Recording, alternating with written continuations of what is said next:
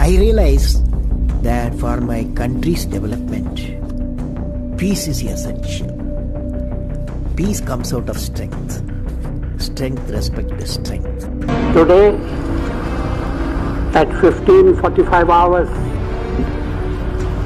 India conducted 3 underground nuclear tests in the Pokhran range.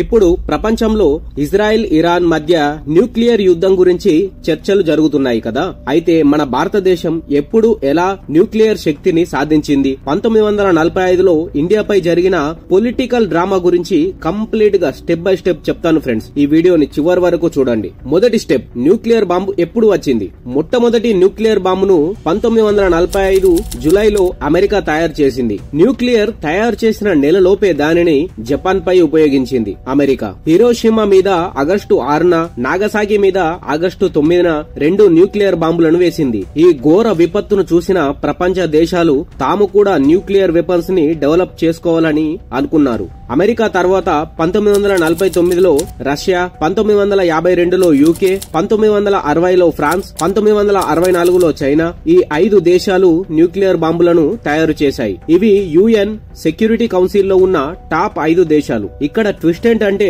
ఈ దేశాలు మా దగ్గర న్యూక్లియర్ బాంబులు ఉండొచ్చు కానీ ఇతర దేశాలకు ఈ టెక్నాలజీని ఇవ్వద్దు, ఎవరు కొత్తగా తయారు చేయవద్దు అని 1968లో న్యూక్లియర్ నాన్ ప్రొలిఫరేషన్ ట్రీటీ తీసుకొచ్చారు. అంటే మాకుండొచ్చు కానీ మీకు ఉండకూడదు అన్నట్టు. ఈ ట్రీటీని దాదాపు అన్ని దేశాలు సైన్ చేశాయి. కానీ 3 దేశాలు మాత్రం నో చెప్పాయి. అవేంటంటే ఫస్ట్ది మన భారతదేశం, రెండవది ఇజ్రాయెల్, మూడవది పాకిస్తాన్. పాకిస్తాన్ దగ్గర ఎలాంటి తెలివి లేదు, అది జస్ట్ ఇండియన్ ఫాలో అయిందంటే. మనం ఎందుకు సైన్ చేయలేదు అంటే ఎందుకంటే మనకు సమానత్వం కావాలి. ఈ ట్రీటీ అన్యాయంగా ఉందని మన వాళ్ళు భావించారు. జపాన్ కు పట్టిన పరిస్థితి మనకు కూడా రాకూడదు అంటే మనం కూడా న్యూక్లియర్ వెపన్స్ ని డెవలప్ చేసుకోవాలని ఈ ట్రీటీ పైన మనం సైన్ చేయలేదు. ఇక్కడి నుంచి మన న్యూక్లియర్ జర్నీ అనేది స్టార్ట్ అయింది. 1950లో మన గొప్ప సైంటిస్ట్ హోమీ బాబా గారు నెహ్రూ గారితో, సార్ మనం కూడా న్యూక్లియర్ వెపన్స్ టెక్నాలజీని డెవలప్ చేయాలి అని చెప్పారు. నెహ్రూ గారు సరే కానీ యుద్ధం కోసం కాదు, ఎలక్ట్రిసిటీ జనరేట్ చేయడానికి అని చెప్పారు. అలా 1954లో ట్రాంబేలో అటామిక్ ఎనర్జీ ఎస్టాబ్లిష్మెంట్ స్టార్ట్ అయింది. ఇది న్యూక్లియర్ జర్నీలో ఫస్ట్ స్టెప్. 1962లో చైనాతో, 1965లో పాకిస్తాన్ తో యుద్ధాలు జరిగాయి. ఈ 2 యుద్ధాల్లో మనకు ఒక క్లారిటీ అనేది వచ్చింది. చైనా పాకిస్తాన్ కు న్యూక్లియర్ టెక్నాలజీని షేర్ చేసే ఛాన్స్ ఉంది. అందుకే మన దగ్గర కూడా న్యూక్లియర్ ఆయుధాలు ఉండాలని అప్పుడే ఆలోచించారు. 1966లో మన ప్రధాని లాల్ బహదూర్ శాస్త్రి గారు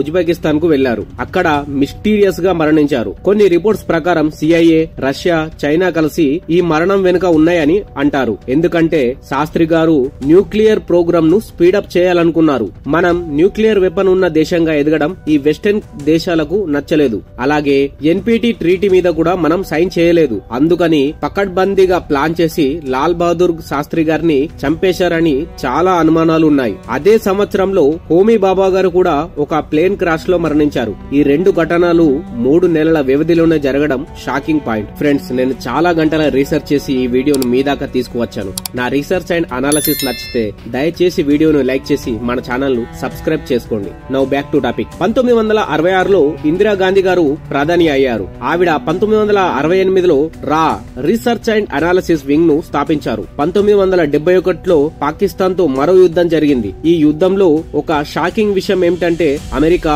బ్రిటన్ మనపై న్యూక్లియర్ వార్షిప్ లను పంపాయి. అప్పుడు మనం యుఎస్ఎస్ఆర్ సపోర్ట్ తీసుకున్నాం. రష్యా వార్షిప్లు రాగానే అమెరికా, బ్రిటన్లు వెనక్కి వెళ్లిపోయాయి. న్యూయార్క్ టైమ్స్ ఒక రిపోర్ట్ ప్రకారం అమెరికా మన ఇండియాపై న్యూక్లియర్ బాంబును వాడాలని ప్లాన్ చేసిందట.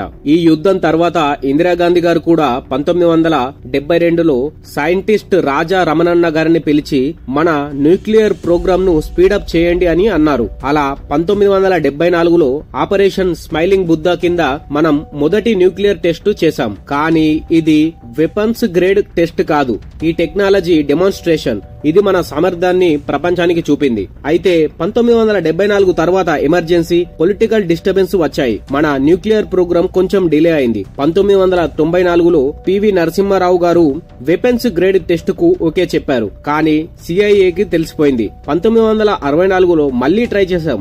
అప్పుడు కూడా సిఐఏ గుర్తించింది. ఇలా 2 సార్లు ఫెయిల్ అయ్యాం. ఫైనల్లీ 1998లో వాజ్పేయి గారు మళ్లీ ప్రధాని అయ్యారు. మే 11, 1998న ఆపరేషన్ శక్తి కింద 3 వెపన్స్ గ్రేడ్ న్యూక్లియర్ టెస్టులను సక్సెస్ఫుల్ గా చేశాం. ఈ టెస్టును రాజస్థాన్ లోని పోఖ్రాన్ లో భూమి కింద చేశాం. ఎందుకంటే 1996లో కాంప్రిహెన్సివ్ టెస్ట్ బ్యాన్ ట్రీటీ వచ్చింది. ఈ ట్రీటీ ప్రకారం నీటిలో, గాలిలో లేదా నేల మీద న్యూక్లియర్ టెస్ట్ చేయకూడదు.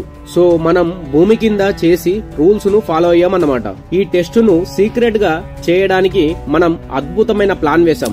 ఏపీజే అబ్దుల్ కలాం గారికి మేజర్ జనరల్ పృథ్వీ అని ఇతర సైంటిస్టులకు డమ్మీ పేర్లు పెట్టాం. సైంటిస్టులు ఆర్మీ యూనిఫామ్లు వేసుకున్నారు. లోకల్ ట్రక్స్ లో న్యూక్లియర్ పార్ట్స్ ని తీసుకెళ్లారు. ఇంకా ఫన్నీ విషయం ఏంటంటే పోఖ్రాన్ లో లోకల్ క్రికెట్ టోర్నమెంట్ ఆర్గనైజ్ చేసి సిఐఏ శాటిలైట్స్ ను డిస్ట్రాక్ట్ చేశాం.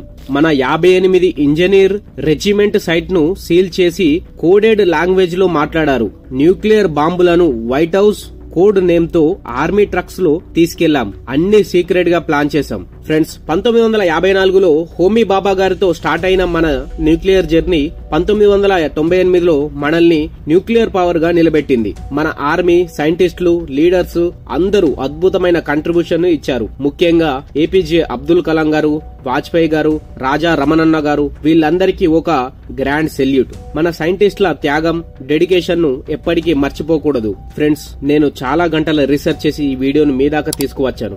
నా రీసెర్చ్ అండ్ అనాలిసిస్ నచ్చితే దయచేసి వీడియోను లైక్ చేయండి, మన ఛానల్ ను సబ్స్క్రైబ్ చేయండి. మరొక వీడియోతో మళ్ళీ మీ ముందుకు వస్తాను. అంతవరకు టేక్ కేర్. జై హింద్.